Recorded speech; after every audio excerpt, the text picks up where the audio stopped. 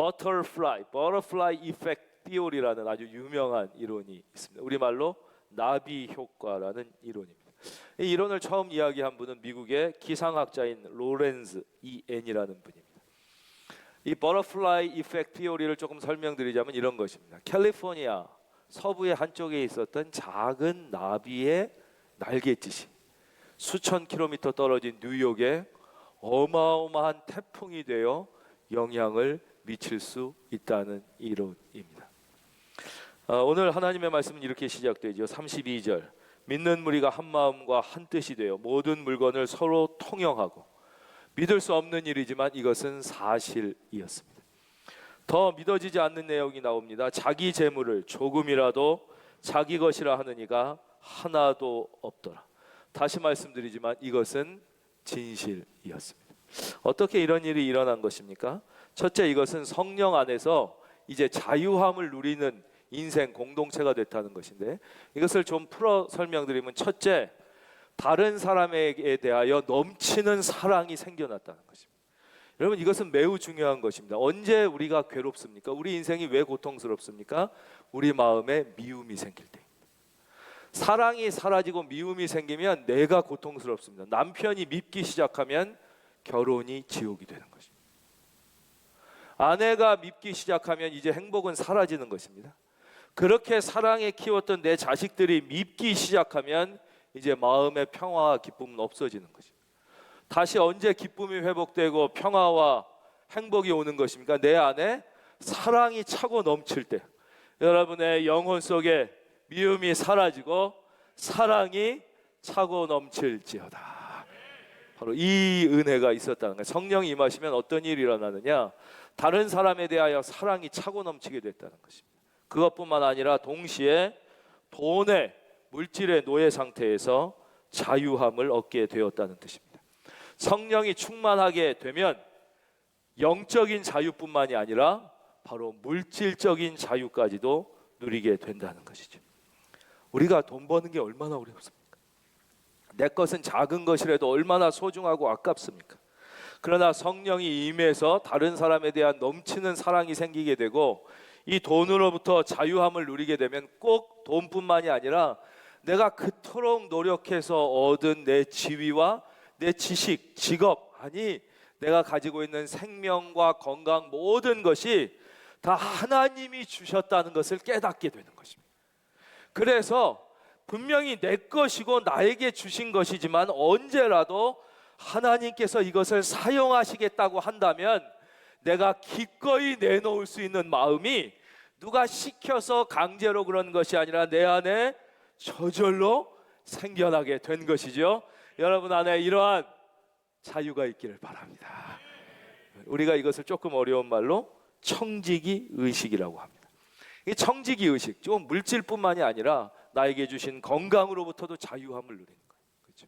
그리고 시간도, 생명도, 직업도, 내가 가지고 있는 지식도, 재능도, 그렇게 어렵게 노력해 있는 모든 직위가 하나님께서 언제든지 쓰시겠다고 하면 내가 아낌없이 내놓을 수 있는 마음이 생기는 청지기들은 뭐냐? 종과 결정적인 차이가 뭐냐?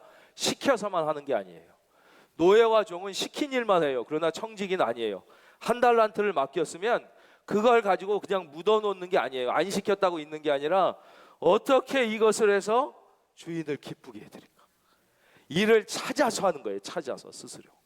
그래서 주인을 위하여 생각하고 뛰고 노력하고 최선을 다해서 하나님께서 나에게 주신 이 건강을, 말하자면 이 직업을, 이 일을, 이 돈을 어떻게 내가 최선을 다해 활용해서 하나님을 기쁘시게 해드릴 수 있을까? 하나님께 영광을 돌릴 수 있을까? 그래서 스스로 찾아서 열심히 뛰는 것이면 내 자신을 위해서가 아니라 주님을 위하여, 하나님의 영광을 위하여 달릴 수 있기를 바랍니다. 오늘 우리는 본문 말씀에서 특별히 이제 성령과 구제 사역을 생각할 때 먼저 조심스럽게 관찰해야 되는 부분을 먼저 나누도록 하겠습니다. 그것은 이 성경에 나오는 이 자유로운 공동체, 이 성령 사회가 겉으로 볼 때 사회주의나 공산주의 체제가 추구하는 것과 매우 유사하게 보일 수 있다는 것이죠. 그래서 전에 제가 한번 기독교와 공산주의라는 제목으로 말씀을 전한 적도 있습니다. 특별히 불평등, 부조리, 불의 이에 대한 인식과 관점은 사회주의와 성령 공동체 양자가 매우 비슷한 점이 많습니다. 그런 상황과 문제를 바라보는 관점과 시각도 대단히 비슷합니다. 불의, 부조리, 사회적 불평등에 대한. 그런데 가장 결정적인 것은 이 불의와 부조리, 불평등을 해결하는 방법, 해결하는 태도에 의하여 있어서 이 둘은 완전히 정반대에 있습니다.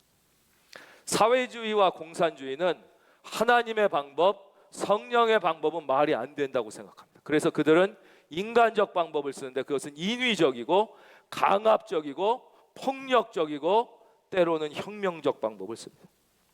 즉 그들은 있는 자, 가진 자의 것을 인위적으로 혹은 강제적으로 강압적으로 안 되면 폭력적으로라도 빼앗아서 못 가진 자 없는 자에게 나눠줘야 된다는 것입니다. 처음엔 그렇게 시작되겠지요. 이것은 확대됩니다.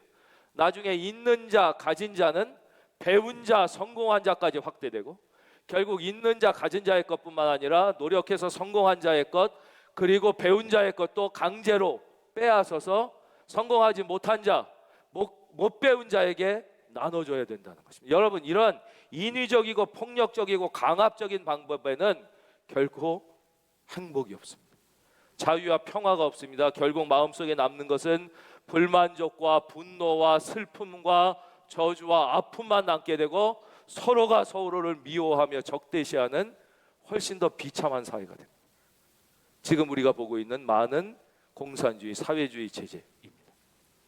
성경에서 말씀드리는 방법은 혁명, 폭력, 강제에 의한 나눔이 아닙니다. 이것은 성령이 우리 안에 임하셔서 성령이 충만하게 흘러넘침으로 설악산 오색약수를 생각하셔야 돼요. 펑펑펑펑 물이 계속 공급되니까 이것은 스스로 누가 시켜서가 아니라 기쁨으로 나누는 것입니다. 나누면서 행복해하고 어렵고 도움이 필요한 분들을 위하여 내 것을 주면서 기뻐하고 그러면서 나도 살고 너도 살고 나도 행복해지고 너도 행복해지고 즉 흘러 넘쳐서 어떻게 되는 게 강제로 퍼내서 저주와 슬픔과 아픔이 있는 게 아니라 차고 넘쳐서 나누면서 기쁨이 생겨서 모두가 한강처럼 여러분 한강처럼 넘치시길 바랍니다. 그러니까 평등이 한강 같은 평등이 되는 것입니다. 그런 기쁨이 넘쳐나는 것입니다. 이럴 때에 모든 사람들에게 평화가 있습니다. 성령이 충만해서 예수님의 긍휼로 가난한 자, 소외된 자, 도움이 필요한 분들에게 예수 그리스도의 사랑을 전하게 됨으로써 이 기뻐서 하는 거예요. 누가 시켜서 하는 게 아니라 저절로 그렇게 됨으로 결국 차고 넘치는 이것이 바로 초대교회의 모습이었으며 우리가 회복해야 하는 교회의 본질적인 모습입니다. 이제 우리가 이렇게 교회에서 구제 사역을 하게 될 때 조심해야 될 점들이 몇 가지 있습니다. 첫째, 구제 사역은 인위적 구제가 아니어야 합니다.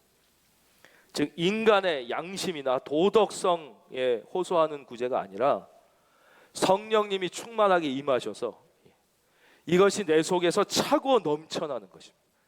이걸 좀 설명해 드리기 위해서 자선단체에 대해서 말씀드리겠습니다. 우리 주변에는 많은 자선단체가 있어요. 물론 자선단체 중에는 예수 그리스도의 이름으로 시작된 좋은 자선단체들이 많아요.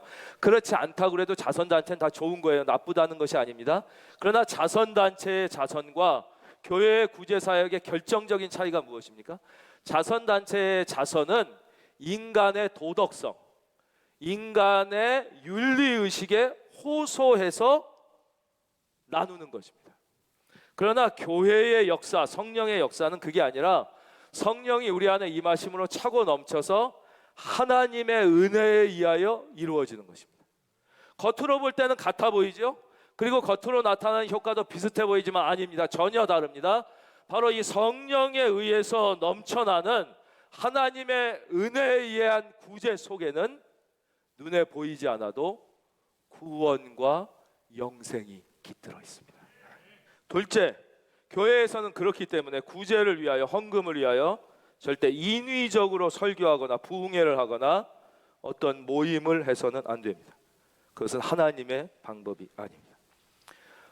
때로 요즘에는 많이 사라졌지만 저도 경험했습니다. 어느 교회에서 물론 좋은 목적이에요. 어느 학교에 장학금을 하기 위해서, 어디에 구제 사역을 하기 위하여 경쟁적으로 헌금을 유도하는 집회를 하는 적이 있습니다.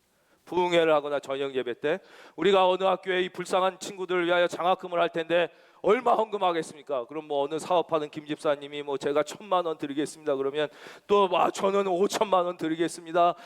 저는 이 일을 위하여 뭐 1억을 드리겠습니다. 막 이래가지고 박수도 하고 서로 자극도 받고, 여러분 아무리 좋은 목적이라 할지라도 인위적으로 이렇게 경쟁을 하거나 어떤 모임이나 집회나 부흥회를 통해서 구제 헌금을 이끌어내는 것은 결코 하나님의 방법이 아닙니다.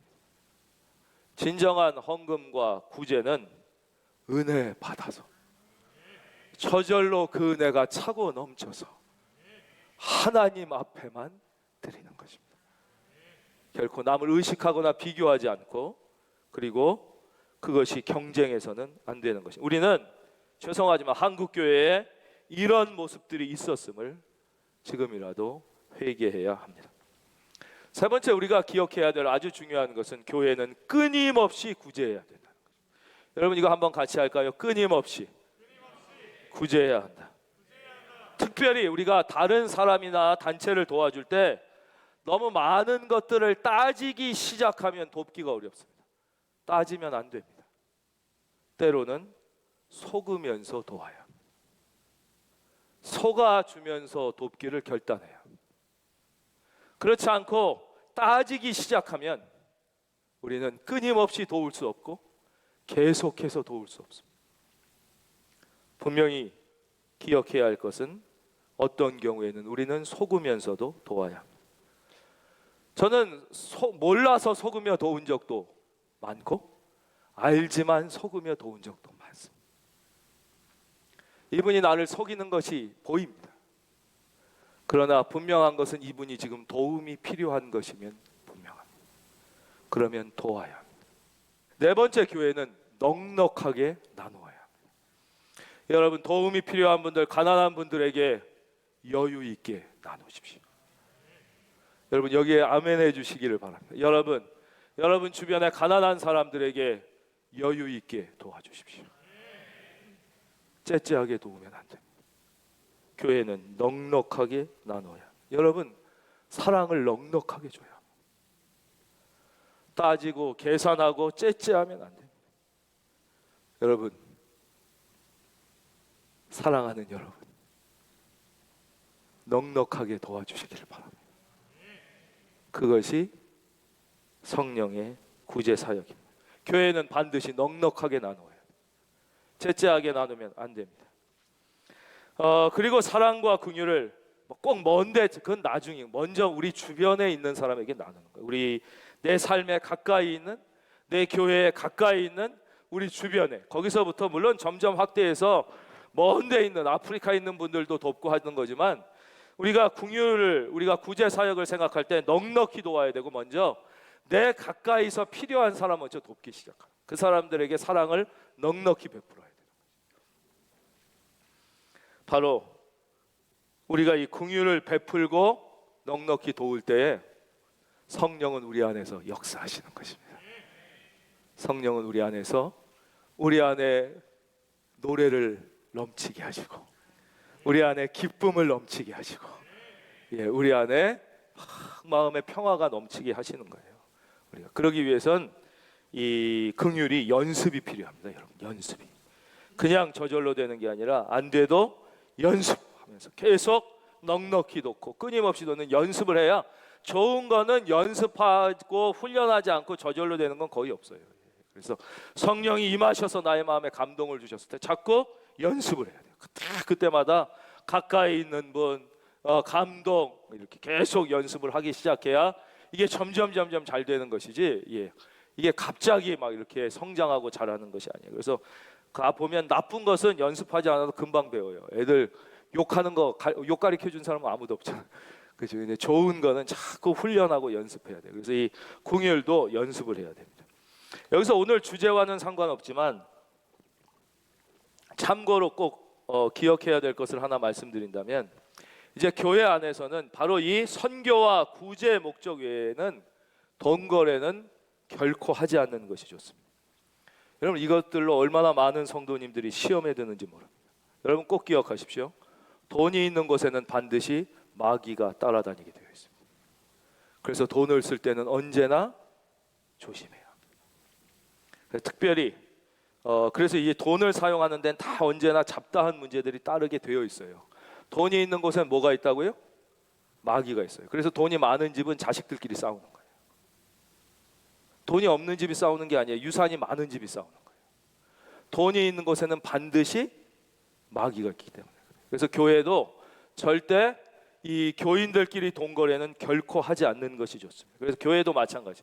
교회도 하나님께서 주신 것은 최선을 다하여 사용하고 주님의 이름으로 나누고, 그렇죠.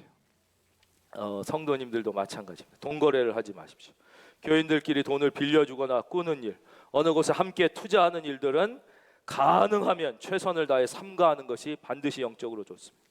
물론 이해는 합니다. 내가 이렇게 믿음에 오래 같이 다닌 형제 같은 분들이고 내가 이렇게 사랑하는 믿음의 이웃인데 저렇게 지금 급해서 도와달라고 그러는데 이걸 어떻게 안 도와줄 수가 있나, 여러분 이런 마음이 들 때가 있지 않습니까? 이때는 절대 돈을 빌려주면 안 되는 것이.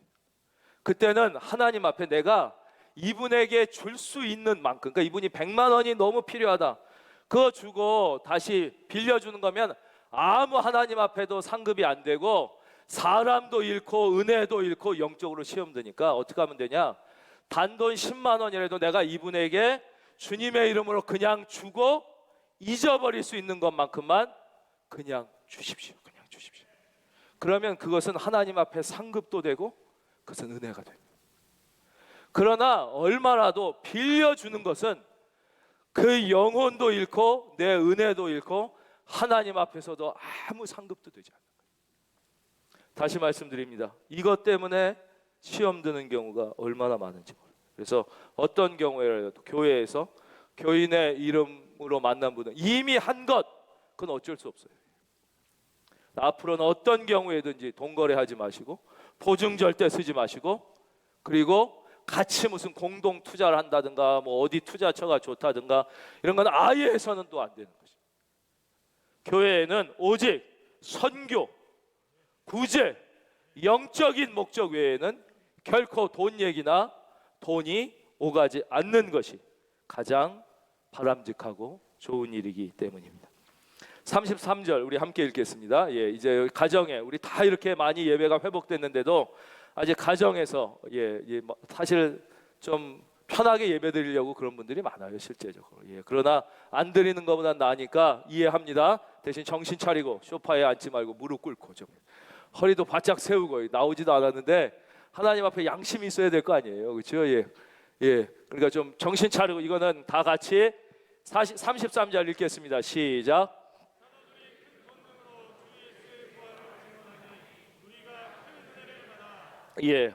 그래서 이렇게 은혜를 받게 되는 거예요. 성령이 임하셔서 은혜를 받게 되면 저절로 이 속에서 샘솟아서 구제하게 되고 선교를 하게 돼요. 근데 억지로 구제해야지 그리스도인이다, 너도 해라, 너는 왜 이번에 구제에 참여하지 않았냐 막 이러면 부담만 생겨요. 이 구제가 그렇다고 되는 게 아니에요. 선교도 마찬가지죠. 은혜를 받아서 영혼에 대한 사랑이 생기고 막 이렇게 하고 싶어야지, 너 선교 안 하면 교인도 아니다, 너 왜 이번에 선교 안 가냐, 너는 왜 선교를 안 드리냐, 뭐 이렇게 계속하면 부담만 생긴단 말이에요. 이게 은혜가 안 돼요. 은혜를 받으면 이 저절로 하게 돼 있는 것이에요. 여기서도 보면 사도들이 큰 권능으로 주 예수의 부활을 증언했더니 우리가 큰 은혜를 받고 이제 그 중에 가난한 자들이 없어지고 이런 일들이 생기는 거예요. 그래서 제일 중요한 건 무엇이냐? 은혜 받는 거예요. 교회는 무슨 얘기를 해야 되느냐?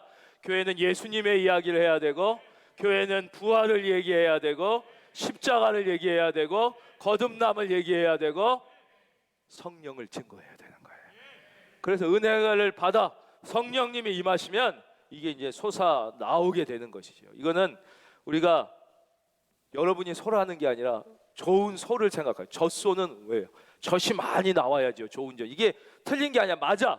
근데 강제로 젖을 많이 내라, 좋은 젖을 내라 이런다고 소가 좋은 젖을 내는 게 아니라 좋은 풀을 먹고 좋은 목장에서 좋은 사료를 먹고 잘 먹으면 좋은 젖이 막 철철철 넘쳐 나오는 거예요. 양질의 젖이 나오듯이 우리들도 마찬가지라는 것이죠. 억지로 짜낸다고 되는 게 아니에요. 그럼 부담만 돼요. 우리가 여러분 예배를 사모하시길 바랍니다. 그래서 찬송을 부르고 기도를 드리고 은혜를 받아서 우리가 이 좋은 영적인 양식을 공급받게 되면 우리가 건강해지고 우리 안에 은혜가 이제 차고 넘쳐서 찬송이 흘러나오듯이 이렇게 긍휼과 구제 사역이 이제 흘러나오게 되는 것이에요. 여기서 우리는 그러므로 아주 중요한 한 가지 영적인 원리를 발견하게 됩니다. 여기서 은혜를 받으면 흘러나와서 구제 사역이 된다, 선교 사역이 된다. 여기서 중요한 영적인 원리를 발견하게 되는데 그게 뭐냐? 바로 물질적 문제의 근본 해결책은 물질에 있지 않고 영적인 문제를 푸는 데 있다는 거죠. 여러분 혹시 지금 경제적으로 어려움이 있으십니까? 여러분 돈을 쫓아가지 마십시오. 절대 거기에는 해답이 없습니다. 여러분 지금 물질적으로 힘들어하고 있습니까? 빨리 하나님 앞에 나와 무릎을 꿇으십시오. 여러분 새벽에 나와 하나님의 도우심을 구하십시오. 여러분 하늘의 문이 열리면 경제의 문이 열리게 되어 있는 것입니다.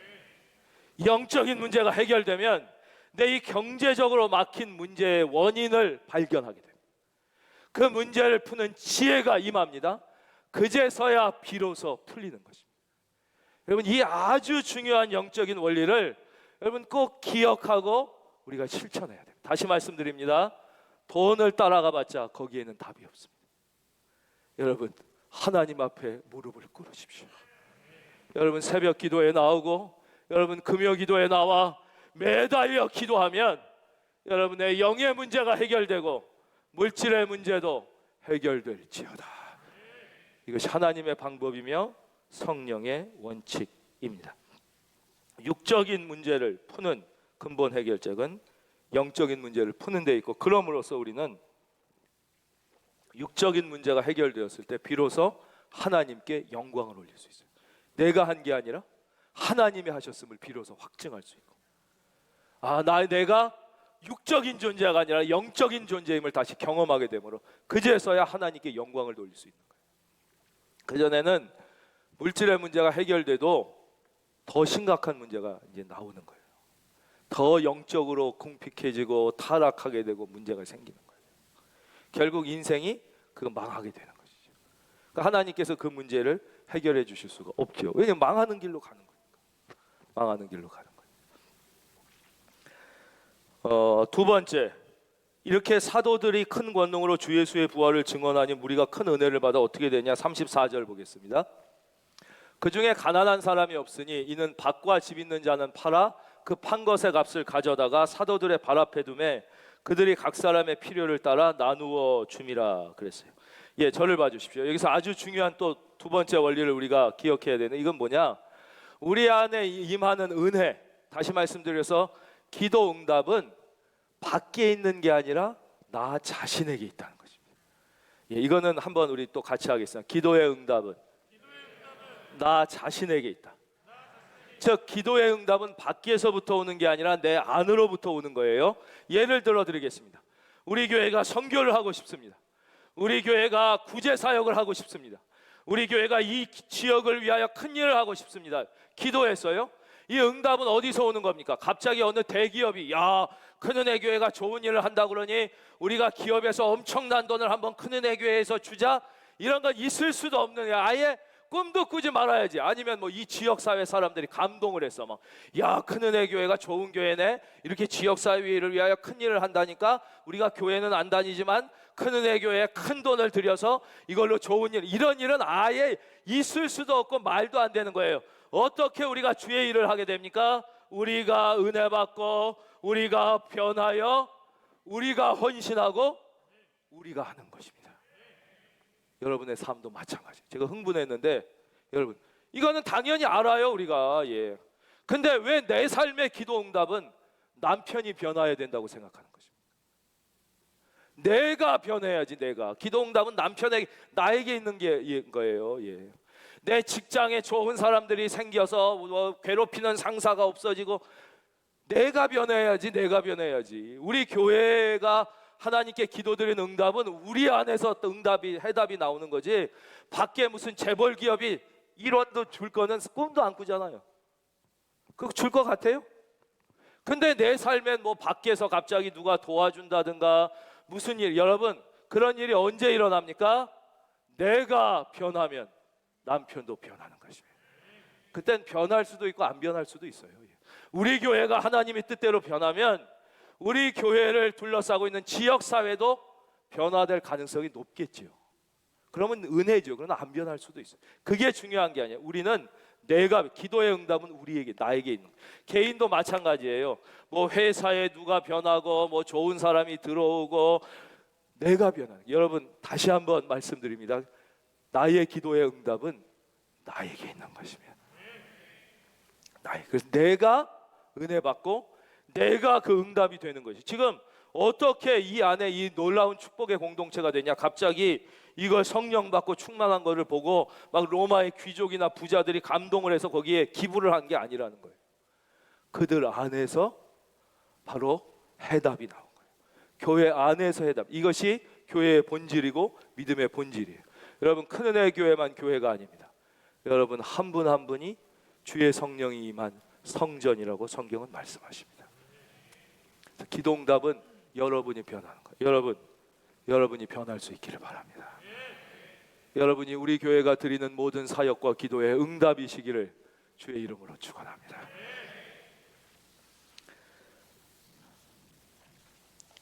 셋째, 이 초대교회 성도들은 밭과 집을 팔아서 어떻게 했느냐? 그들을 사도들의 발 앞에 두었습니다. 그랬더니 그 사도들이 각 사람의 필요를 따라 나누어 준 것입니다. 이것이 바로 성경적인 헌금 방법이며 교회의 방법입니다. 그들은 교회, 하나님 앞에 자기의 예물을 드리고 교회로 하여금 그 일을 하게 했다는 것입니다.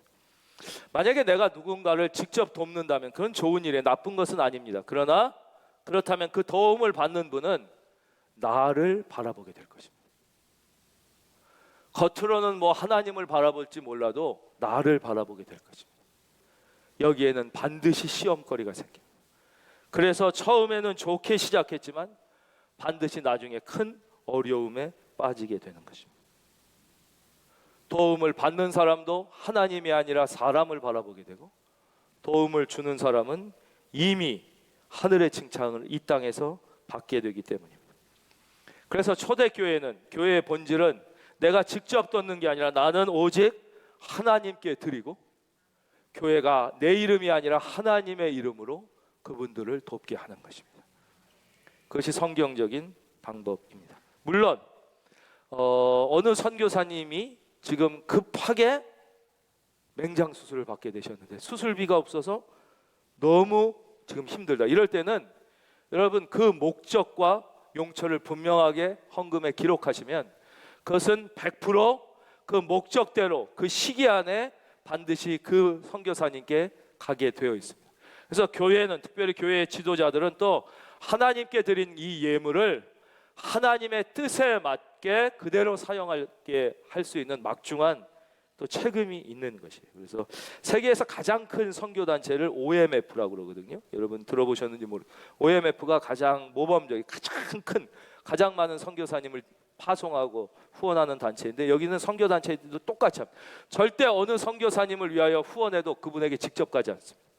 반드시 본부에서 모든 것을 모아서 하나님의 이름으로 골고루, 그리고 필요에 따라 나누게 되어 있지 결코. 그래서 OMF 선교단체는 시험에 드는 일이 없이 가장 건강하고도 효과적으로 이 선교 사역을 계속 확장해내고 나가고 있는 것입니다. 그래서 아주 지혜로운 방법이라고 생각합니다. 이렇게 한 실제적인 인물이 이제 마지막에 나오죠. 36절. 구브로에서 난 레위족 사람이 있으니 이름은 요셉이라. 사도들이 일컬어 바나바라, 번역하면 위로의 아들이라 하니. 그랬어요. 저를 봐주십시오. 이 사람의 본명은 요셉인데 사도들이 새로 붙여준 이름, 일종의 별명이 더 유명해져. 바나바는 다 아시잖아요. 정말 위대한 인격의 사람이었습니다. 이분은 아주 부유한 분이었습니다.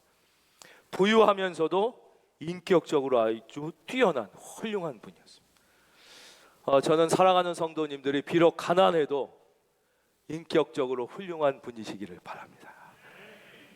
여러분 부유해도 또 인격적으로 훌륭한 분이 되시기를 주님의 이름으로 축원합니다. 우리가 너무 가난하면 참 힘듭니다. 인격적으로 훌륭하기가 쉽지 않습니다. 그래서 성경은 이런 기도를 우리에게 가르치셔요. 하나님, 저로 너무 가난하게도 마옵시고. 너무 가난하기 힘들어요. 또 너무 부유해도 힘들어요. 예수 잘 믿고 인격적이기가 힘들어요. 그래서 또 성경은 무슨 기도를 가르치셔요? 주여 저로 하여금 너무 부하지도 않게 하시사. 그런 기도를 가르치시는데, 하여튼 이 바나바는 부유하면서도 엄청나게 인격적으로 훌륭했던 분이에요. 이분이 구브로에 땅이 상당히 많았습니다. 자수성가 한 분인지 유산으로 받은 분인지 이건 잘 모르겠어요. 하여튼 땅이 아주 많았고 은퇴 후에 준비 대비해서 상당히 많았는데, 이분이 은혜를 받고 성령을 받고 이 땅을 팔았습니다. 왜냐? 바로 가난하고 불쌍한 분들을 돕기 위해서 팔게 된 것입니다. 그래서 이것을 자기가 어떻게 해서요? 직접 나눠준 게 아니라 그 값을 가지고 사도들의 발 앞에 두니라 하나님의 교회에 들여서 교회로 하여금 돕게 했습니다. 바나바, 너무나 귀한 이름입니다. 여러분 모두가 이런 이름을 갖게 되시기를 주님의 이름으로 축원합니다. 그러니까 사도 바울 이런 분은 위대한 사역의 사람이었죠. 바나바는 위대한 인격의 사람이에요. 겸손의 사람이었어요. 늘 자기를 감추고 아주 훌륭한. 구약에 이런 인물이 있어요. 우리가 잘 아는 갈렙이라는 인물이에요. 찬양 하나 부르고 싶은데 시간이 없어 그냥 하겠습니다.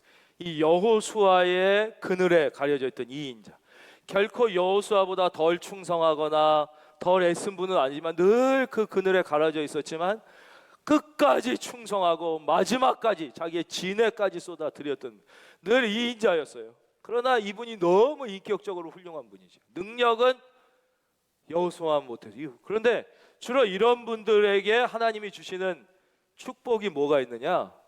그의 자녀와 자손을 잘 되게 하시는 축복을 주십니다. 반드시 그런 건 아니에요. 그러나 대부분의 경우 그래요. 그래서 성경에도 보면 이 갈렙의 자녀들은 이스라엘에서 가장 귀한 산지를 받게 되고 이인자였고 사역에는 위대하지 못했지만 인격에 위대했던 믿음의 사람들, 그런 복을 주셔요. 그런데 성경은 늘 그런 복을요 가면 갈수록 직접적으로 나타내지 않고 숨겨서 표현하십니다. 그래서 이제 구약의 갈렙의 자손들이 복받은 얘기가 있지만 이게 막 크게 드러나지 않고 상당히 숨겨져 있지만 자세히 보면 우리가 이제 헤브론 산지를, 그리고 그 사위들, 이런 자녀들이 얼마나 이 땅에서도 하나님의 은혜를 누렸는지를 알게 되는데, 이 바나바의 자손에 대한 얘기는 별로 안 나와요. 왜냐? 이게 본질이 아니니까 이제 성경은 신약으로 갈수록 자꾸 그런 것들을 숨기고 더 이제 영적인 내용만 다루게 돼서 그렇습니다. 여러분들의 자녀들이 여러분보다 잘 되기를 바랍니다. 바로 위대한 믿음, 특별히 인격의 사람일 때 하나님은 기뻐하십니다. 바나바가 그랬습니다. 부유하지만 인격적이었던 믿음의 사람. 그래서 우리 사랑하는 성도님들이 제가 기도드릴 때는 부유하면서 인격적이시기를 그런 복을 받았으면 좋겠다. 목사가 그렇게 기도드리죠. 그러나 우리가 진짜 기억해야 할 것은 하나님께서는 나에게 가장 합당한 은혜를 주신다는 것입니다. 그래서 너무 욕심을 내고 나에게 주시지 않은 것을 바라려고 하면 믿음만 떨어지고 은혜만 떨어지고 나에게 주신 그 수없이 많은 좋은 것들을 누리지 못한 채 우리가 힘들게 사는 것이에요. 그래서 그런 것들은 욕심내기보다는 우리가 그럼 신경 써야 되는 건 뭐냐? 내가 가난하든 부하든 하나님 앞에 좋은 믿음의 인격자로 살아야 되겠다. 이런 결단을 하는 것이 훨씬 지혜로운 성경의 방법입니다. 제가 오늘 말씀 시작하면서 좋지도 않은 발음으로 버터플라이 이펙트 티오리에 대해서 말씀드렸습니다.